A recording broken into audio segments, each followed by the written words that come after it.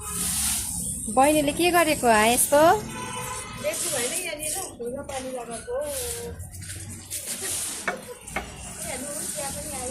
गरममा यसरी फुलमा पानी लाउँदा त आँगनमा पनि कस्तो चिसो भयो हौ।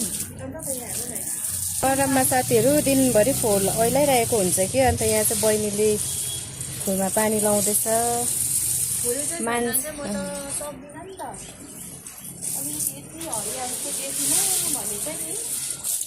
सबैतिर अन्त फुलमा पानी लाउँदा टी टाइम पनि भएछ हो। यहाँनिर भाइले पनि 2 कप टी पनि ल्याइदिरहेको छ। के गरेको यो गरममा? अम्बक नि फल्दो रहेछ हो। मान्छे मात्रै बाँचेर हुन्छ, यहाँ यति हरियाली छैन भने पनि भाइ नबस्दा हुन्छ। हेर भुइँ पनि तातो बाहिरहेछ। अन्त बेलुका बेलुका त लाउनु पर्यो नि फुल भयो, दिनभरि नि घामले कस्तो हुन्छ हो, ओइलिरहेको हुन्छ।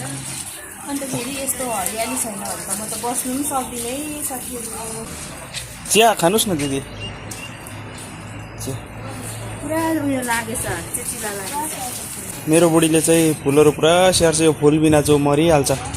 रात साँझ बरु काम छोड्छ, फुल चाहिँ रात दिन गरेर पनि स्याहारेकै। हेर्नुहोस् गाइस, यहाँ फुलै फुल। यस्तो गरम जग्गामा नि फुल चाहिँ जगाइरहेछ, फुलाइरहेछ हो। यहाँ हेर्नु सक्नुहुनेछ। यो यहाँ यी सिँढीभरि हेर्नुहोस्, यहाँभरि हेर्नुहोस् हो। यो फुलै फुल हो।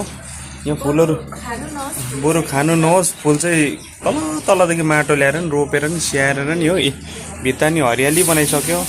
सिनै सिन यहाँ पनि फुलै फुल। यो चाहिँ सबै यहाँ पनि फुलै फुल हो। यी गरम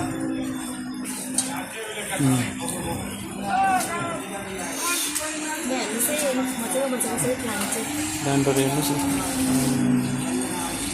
यो खालके चाहिँ नि, यो खालको फुल चाहिँ झन् छिटो सुक्छ पानी। फेरि मल छैन होइन, यो पानीले मात्रै बचाउनु पर्छ हो साथीहरू। यहाँ चाहिँ मल पाउँदैन।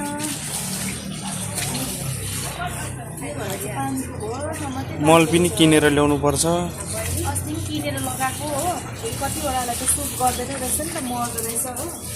किनेकोले पनि अनलाइनमा मगाएको पनि हो। कतिवटा चाहिँ सुट गर्दैन रहेछ, कतिवटा फुललाई चाहिँ होइन, अनि मरेर हो। अनि त्यहाँबाट चाहिँ मैले लाउनु पनि छोडिदिएँ, बरु पानी लगाएर बचाउँछु। यस्तो चाहिँ साथीहरू म चाहिँ फुल छैन, अनि फेरि सक्दिनँ नि त बस्नु। यस्तो गरम छ नि त, पानी लगाएन भने त मरि त हाल्छ।